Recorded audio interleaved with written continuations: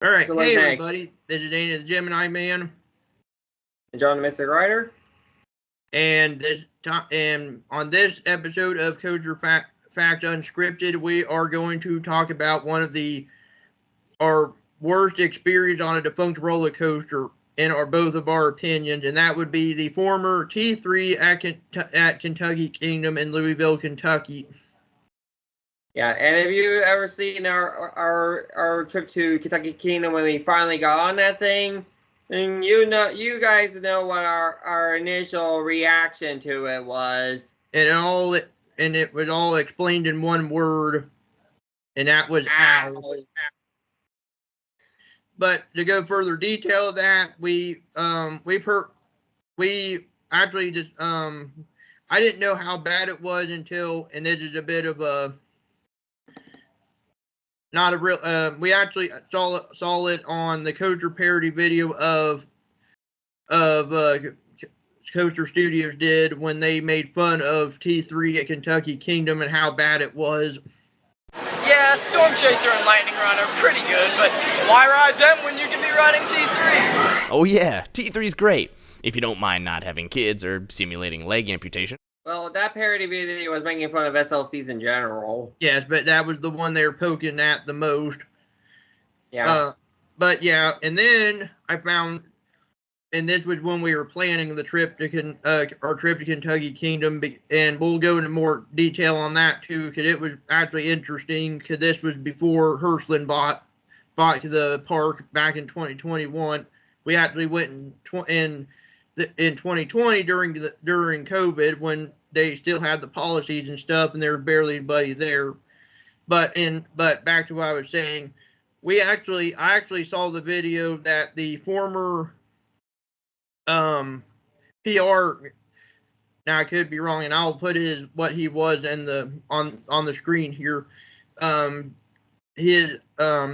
former public relations officer of Kentucky Kingdom and like to promote the park. His name was Jefferson.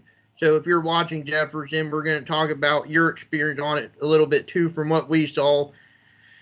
I guess depending on how many people retweeted what coaster they wanted him and another employee to ride, they had to lap the coaster, and that coaster was T3, and they were the T3 challenge is what it was called. I can't remember exactly how many times they had to lap it. I think it was somewhere in the 20s or 30s until they gave up. Yeah, I think that they gave up around 25 rides. I could be wrong on that one. Right, but yeah. So I decided this was when we were first starting the channel. I decided to email the public relations office of Kentucky Kingdom and said we challenge you to break your record. And out of nowhere, I got a message from them on Twitter and said challenge accepted. And I was like, what have I just done? I was like, huh?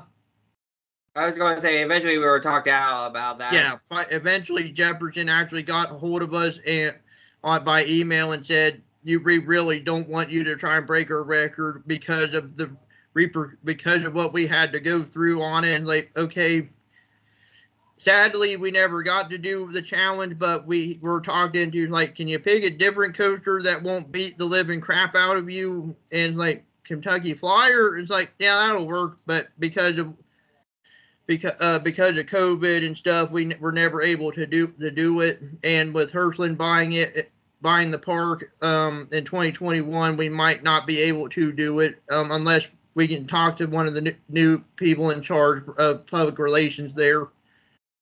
Yeah. But anyway, we went. But our first time we went to Kentucky Kingdom, and I believe it's our only official trip to it, because our actual first trip was the media night for the what was their only year they brought back Hallow Stream at the park.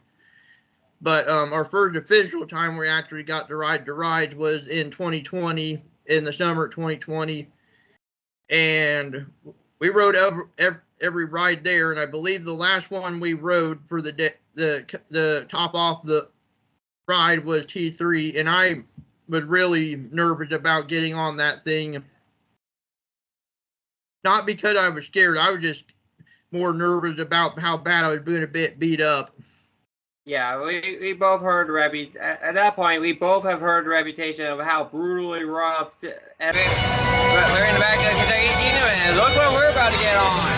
T3, which we were warned time and time again that it's probably one of the worst ideas we've ever had, but we're only doing a one and done deal here. Yeah, we're getting it for the bragging rights because, well, the only reason why it's one and done is because this is recognized by many enthusiasts as one of the worst steel coasters in the entire world.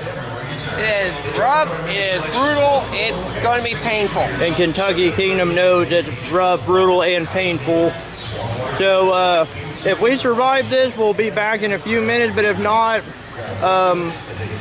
our deepest condolences to Kentucky Kingdom. So we'll see you in a few minutes, hopefully.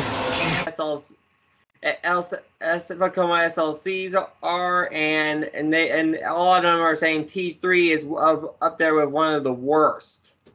Let's to be more specific, the older models of SLCs. The newer ones are actually, from what I heard, are really smooth.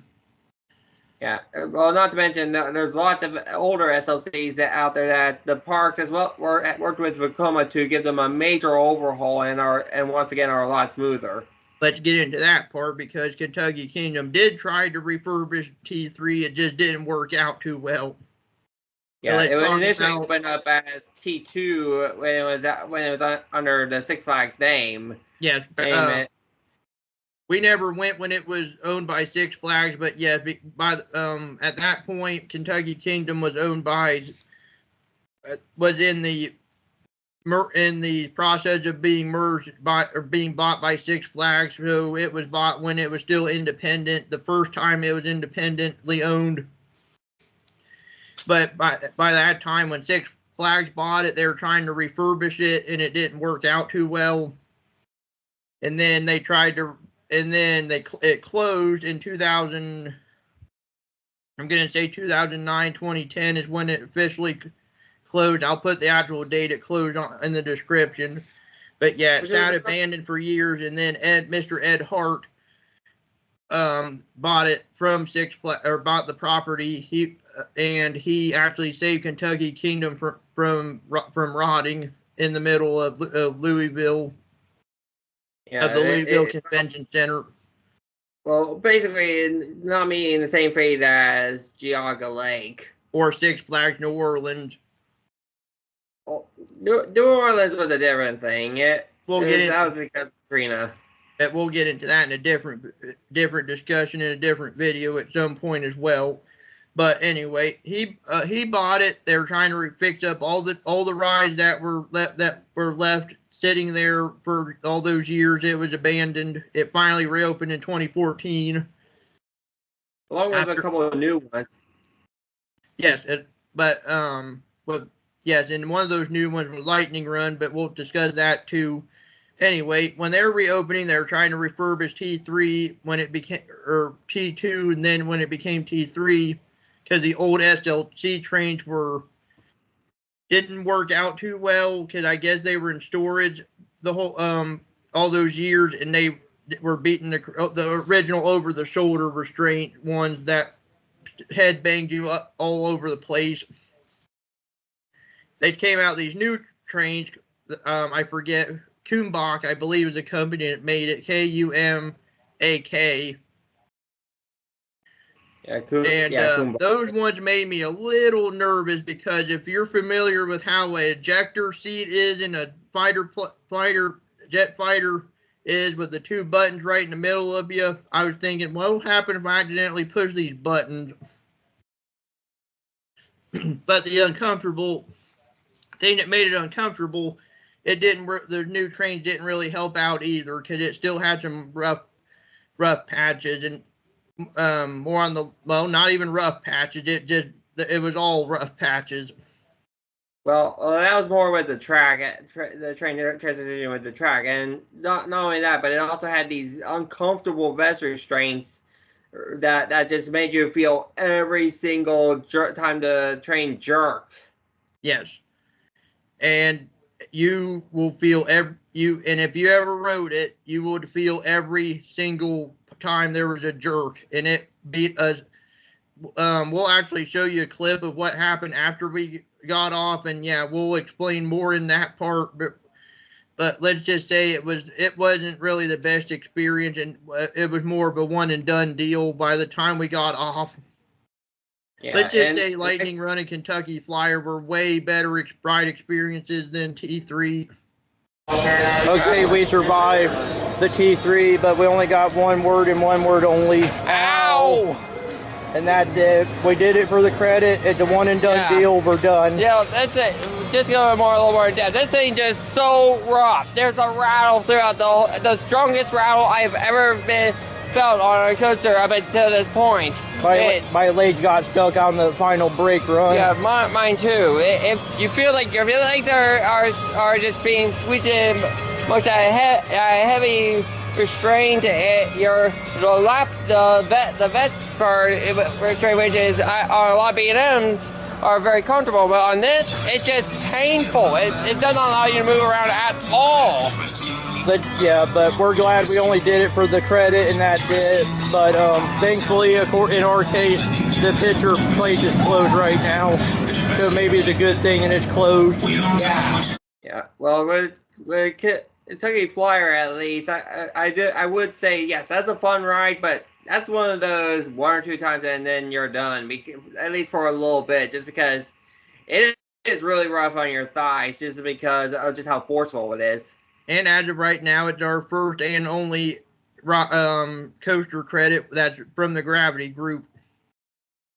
But that's Kentucky Flyer. I was talking about Lightning Run. I got confused, but yes. Yeah, but it's our first and only chance as well. Yeah, it's our first and only chance ride coaster as well. So, but anyway, back to T3. Are we glad that it finally got demolished when Hirschland bought it? Yeah, in my opinion, yes. I'm glad that it sat behind Kentucky Kingdom in their graveyard section, in their maintenance / graveyard section, until it was sold for scrap. Yes, I'm so happy that I actually bragged about it being demolished on our Instagram page, which I'll show a screenshot of that as well, where we said goodbye and good riddance, you piece of scrap. Yeah, I kind of agree. It was just a awful coaster, but I have mixed opinions on it getting fully demolished. Biggest reason is it had an insanely compact layout, plus it had some elements that you don't usually see on inverted coasters, so it did have some of that unique factor to it. So if it had good trains and a really good modification, really good work, had some really good work put on it, it could still be a really good coaster, but that's never going to happen since it's been torn to the ground. But It does open up an opportunity, because right behind it was a barren piece of grass. The only thing that was back behind it that I can think of is the water ride thing that has a bunch of penguins on it. I just don't remember what the name is. I forget, but I heard rumors, speaking of that, I heard rumors that Hirschland's taking that out as well because of their new overhaul, their new land that they're introducing for this season. Which I could see, if that's the case, it definitely is going to be a good sized area. I just hope that they potentially put a new inverted coaster in, because at this point, that's what Kentucky Kingdom really needs, is some sort of invert. Just don't expect it to be anything really extreme like any of the bigger coast or bigger parks. Think of it more on the line since Hirschland. I'm just using it as an example. Think of it as a new version of the Dragon, maybe a clone of Dragonflyer at Dollywood, as an example, since it's technically a suspended. They're the family version model of an inverted coaster. Yeah, well, another thing that they could go is a B&M invert, which would which even one that actually goes upside down, that as long as they keep it low, because Kentucky Kingdom has this problem of it being so close to an airport, they cannot build really high. There's no way that they can build like something that's insanely tall, but maybe they could potentially build something that max height 100 foot tall with like 4 or 5 inversions. Right. I can see that. Yeah, but that so that's our experience on one of the worst defunct coasters of all time. Do you have an experience that you would like to share with us about defunct or still standing?